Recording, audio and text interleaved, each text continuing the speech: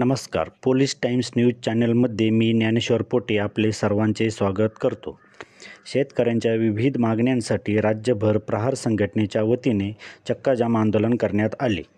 नाशिकच्या चांदवड येथे NH3 highway चौफुलीवर सलग 1.5 तास रास्ता रोको करत शेतकऱ्यांनी सरकारवरील रोष व्यक्त केला. आजच्या आंदोलनामध्ये विधानसभा निवडणुकीदरम्यान चांदवड येथील प्रचारसभेप्रसंगी मुख्यमंत्री देवेंद्र फडणवीस यांनी भर सभेत शेतकऱ्यांचा 7/12 कोरा करण्याचे आश्वासन दिले होते. त्या आश्वासनांचा प्रहार जिल्हा अध्यक्ष गणेश निंबाळकर यांनी चांगलाच समाचार घेतला. बघू त्याविषयी पुढील व्हिडिओ.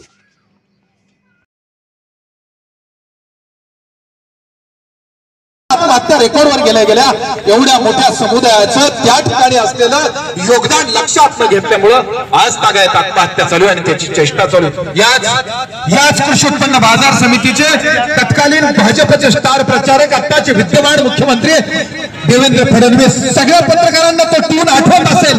काय बोलले की शेतकऱ्यांना तुम्ही इथला लोकप्रतिनिधी सगळ्यात जास्त मताने आम्हाला निवडून द्या, तुम्हाला आम्ही त्या ठिकाणी 7/12 कोरा सरसकट कर्जमाफी देऊ असं बोलले होते. बोलले होते का नव्हते बोलले?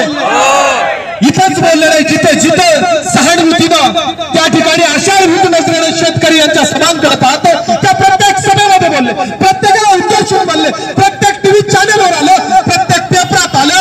7/12 कोरा त्यांची ही विद्वत्ता कुठे गेली? तुमच्याकडे 7/12 कोराचं वचन होतं आणि तुम्ही आम्हाला त्या ठिकाणी शक्तीपीठ नावाचा महामार्ग देतात. अरे तुमच्या आयुष्यातलं जे पीठ आहे ते बाजरीचं असेल, ज्वारीचं असेल, तेच शक्तीपीठ नाही का? हे तुमच्या ध्यानात कसं येत नाही? हे मुख्यमंत्र्यांनो, हे सरकारांनो, का म्हणून आमचा रक्त पिता? महात्मा ज्योतिबा फुलेंनी आशीर्वाद लिहून ठेवलंय की तुम्ही कलम कसाई आहात आणि खरंच ते कलम कसाई आहे. कबूल केलं काय आणि देता काय? मग 6, 7, 8 महिने झाले, पहिलं सेशन झालं, कुणी त्यामध्ये शब्द उच्चारायला तयार नाही. मात्र शेतकरी, शेतमजूर